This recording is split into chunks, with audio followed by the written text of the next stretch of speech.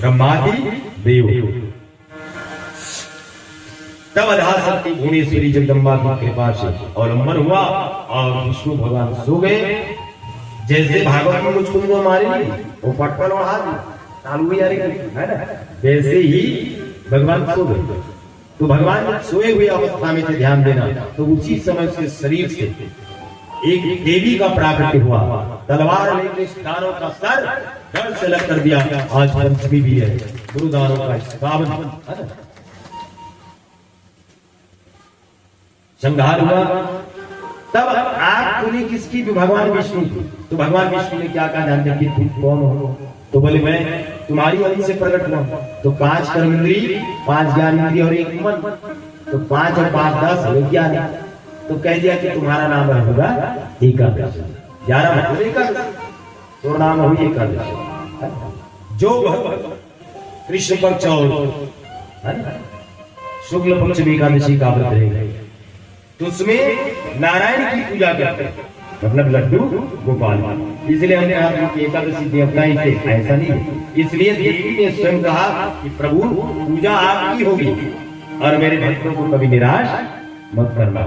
तो ठाकुर जी से ही प्रकट हुआ, इसीलिए ठाकुर जी की पूजा उस दिन करते हैं। और एकादशी देवी एक व्रत एकादशी, प्रदोष, तृतीया, रस कल्याणी, अर्धचंद्राकार, ये सब व्रतें हैं। हमारी पुरातन धर्म, पुरातन संस्कृति है। ये कथा तो आप सुनिए, अब बाहर जगह में ऐसे नहीं चलता। इस कथा का रस क्या, अध्यात्म रिजल्ट क्या, कहानी बताने के लिए लोग दूर दराज तक नहीं बुलाते ना। कहानी तो सब लोग जानते हैं, ये एक बार एक पल बार बार यही सुनने के लिए थोड़ी 10वीं में कैसे पढ़ाएगा? 10वीं का चैप्टर अलग होगा कि नहीं? तो हम अपनी स्टैंडर्ड को पहचाने, हम अपनी योग्यता को बढ़ाएं।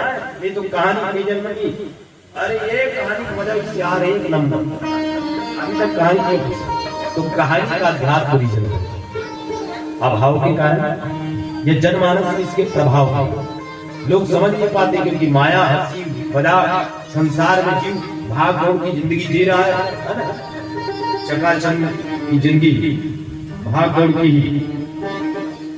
जिंदगी जी रहे हैं।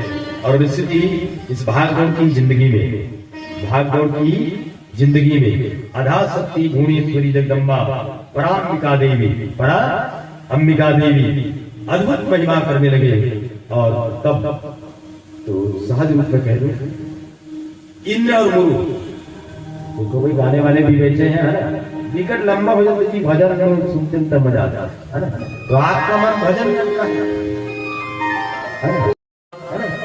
सूर्योदय के पहले, और हम पंचमी के साथ ही सूर्योदय जो है ना 12 कम से कम 12 घंटे आचरण, और छठ के ऊपर मतलब अवशेष, जैसे एकादशी में उपवास रहते हैं तो 10वीं के ऊपर हम उपवास हो जाते हैं, द्वादशी के ऊपर एकादशी। तो कैलेंडर में थोड़ा ध्यान से देखा कर, है ना, ये सब बहुत बारीकी है भाई, है ना।